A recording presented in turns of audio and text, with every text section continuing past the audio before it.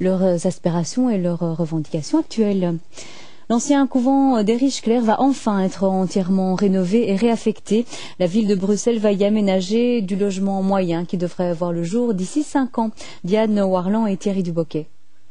Le centre continue à s'embellir. Le quartier Saint-Géry sera bientôt totalement rénové.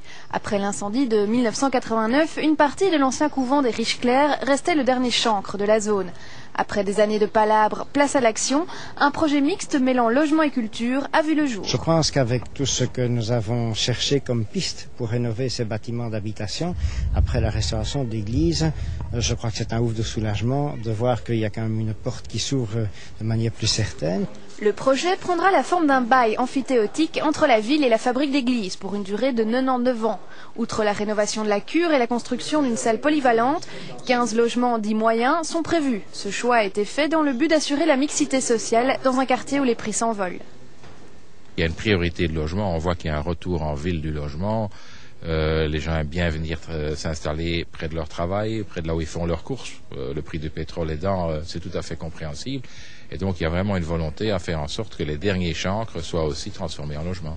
Le chantier sera délicat car de nombreuses parties des bâtiments sont classées. Et lorsqu'on voit les rénovations déjà effectuées sur le site, l'idée de s'installer dans ce petit îlot de tranquillité en plein centre n'est pas pour déplaire.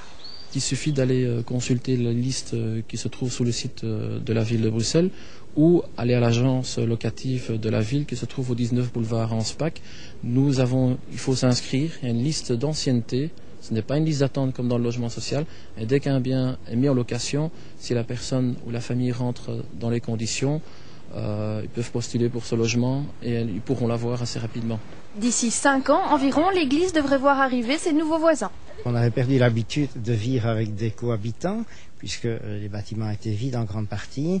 Je pense qu'il faudra réapprendre la cohabitation avec des voisins immédiats, proches, qui vont partager la même cour, etc., ou le même jardin, puisque mon rêve, ce serait que cette cour que vous avez vue devienne un jardin. La valse des différentes autorisations va pouvoir commencer. Une bonne nouvelle pour la préservation de ce lieu qui fait partie du berceau historique du centre-ville. La 6e édition de Matongué en fête et en musique a dû être annulée. Cette